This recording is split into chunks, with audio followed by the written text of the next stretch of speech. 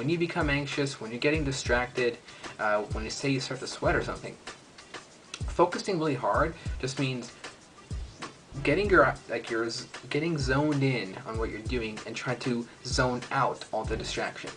It doesn't mean you're thinking like Einstein. It doesn't mean that you're in super smart mode or something. All it means is that you're zoning out all the distractions and really focusing on what you're doing, the task at hand. And that's what I mean by focusing really hard. Really focusing on your exam, thinking about it diligently, and taking a deep breath to just focus on what you're doing one step at a time. This will help tremendously at times, because if you feel not in control of the exam, if you feel like the exam is controlling you because it's tough or it's making you feel anxious, focusing really tough on it allows you to battle how you feel during the exam and to take control of the exam, say. Now, one thing that you can do is called a relaxation exercise during an exam, and I do this myself sometimes because it kind of works quite well. You can take your hands and push them together, and also take your feet and kind of push them together in the same manner, and press really tight for a few seconds and let go. At this time, close your eyes and feel your muscles kind of tingling and such, and this will kind of relax you. It's kind of weird, but it works. It's like you just press really hard and you end up feeling a little bit better after that. It's kind of interesting, but it works well, and it's something that I've recognized that works. Now, that works well in a jam. You're taking the exam and you're like, okay, I need a second. Say taking a deep breath didn't work. Doing that kind of relaxing exercise sometimes does work. Now, the next thing is self-confidence building. Say you're taking an exam and you start to freak out. You're in the middle of it. If you can tell yourself, I've gone through some pretty tough questions while studying. I've tackled some pretty tough topics in office hours when I was talking to my professor or so forth. That'll really give you a confidence boost. I've had some tough questions, I've had some killer exams, but I just told myself, I did some pretty hard questions at home and I got them right. How come I'm struggling here? And that's what I'm going to call this self-confidence boosting or something. I know that sounds like a midnight TV slogan or something, but you got to call it something. And the best way to do this is to practice at home. When you're studying, kind of really think of tough questions, or ask your professor some questions and see if they can answer them, or so forth, or look up some stuff when just doing research. Another way to do this is to take online practice exams. You can't do this for everything, but say you're taking a more popular courses like organic chemistry or Shakespeare, or something that's quite broad and that's taught at many schools. You can go online and go to another university's website and just look at an exam posted for for your topic. So you're taking statistics, or you're taking calculus, or you're taking biochemistry. Different different colleges will post their exams online, and you can look at them. Most of them will provide a key. It's quite nice, and the best thing you can do is to print out the exam, kind of set up your work area to feel like an exam, no books around, maybe a calculator and some pencil and some scratch paper, and time yourself, and try to make it feel as much as like an exam as possible. Now, if you do this in your own home, you have the fortune of being able to practice.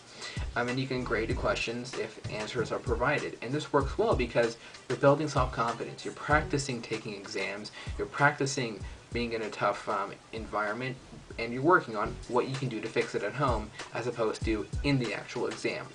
And this works well, as I stated, as a self-confidence builder, because when it comes to exam time, you can think back to those tough questions that you went through, you can think about how you set up your own exam zones and you work through it, and do that again, and tell yourself, I did it then, I can definitely do it now, and here it really matters. So you can push yourself to that time. One final point about test anxiety is to tell yourself during the exam the same thing you told yourself before the exam. Regardless of how much you worry, it ain't gonna do anything. I don't care if you worry the entire 1 hour of the exam or you don't worry at all. A little bit, being motivated is important, but feeling stressed out, anxious, and worried is not gonna help you. It's going to hurt you. If you can tell yourself this, just like you did before studying, that'll help tremendously. Get that distraction out of your head so you can focus on the exam. And that's just one less thing you have to worry about. If you practice this well in the pre-test zone, you can do it well during the testing phase. Now, let's now talk about after the test. I know most people, when a test is over, like, yay, it's over, it's out of their head. They just throw it out, throw all their worries out. That doesn't always happen. If an exam is really important and there's a lot weighing on the exam, say a standardized exam, or say the final exam, or say you didn't do well in a few of them, and this exam you just took is important, you can really carry all that stress and weight with you, which is not fun because you're taking anxiety into a moment of just your own life, just living a day-to-day life. You're introducing anxiety into it, which is not a good thing because it's not fun and it's not healthy, obviously. So what can you do here? Again, tell yourself what you told yourself during the pre-test and test phase. Worrying is not going to do a thing. I know I said this a lot, and I'm sure you've heard it a lot growing up, but it's true. Worrying after the exam won't do a thing. I worried, I took the medical college admissions test, the MCAT, and I had to wait 30 days to get my exam back. And during those 30 days, I went on different websites to try to calm myself down by reading different people's blogs on how not to worry about it. It was hard, but it worked out well because I had friends who worried every single day. For 30 days, they didn't sleep well. For 30 days, they didn't eat well. They couldn't exercise. They couldn't function well for 30 days. And this really hurt them because when the semester came or when it came for something else, their body, their minds weren't in a good condition. So it's really important that after an exam, you really calm yourself down. How can you do this? Well, first, simple good old exercise works well for a lot of us. It worked well for me. And it works because it kind of tires you out, it kind of gets your blood flowing, and it's enjoyable to a certain degree if you're doing an exercise that you like. I like bike riding a lot, so it works well for me. If you like playing a sport, or if you like running, or playing baseball, basketball, whatever, do what you like and do it and have fun with it. Because yes, it does take your mind off of it, and also it kind of puts you in a better mood. So so it's like you're not going to want to worry because you just had fun. The next thing you can do is do what's called a relaxing exercise, and if you can, clear out all the stuff on your floor and lay down. Just hands out, feet out, close your eyes, and imagine an area, like a place you would like to be, on a desert, island, in the Amazon rainforest, or somewhere that you would love to be. Now, do this exercise every day for I think like a month or so, and later on you can just close your eyes and put yourself in a place to make yourself feel happy or make yourself feel relaxed. And you can do this during the pre-test, the testing, and the post-testing phases. To some degree, most important in the post-testing phase because you're worried you can't do anything about it, and now you have more time to do this more long exercise of closing your eyes and putting yourself in an area that makes you happy. And that works well. It's harder to do, it takes a lot more focus and determination, but it works well. It's one of the more strong ones. And a final post-test phase anxiety tactic, that's a fun word, is simply to keep yourself kind of distracted and busy.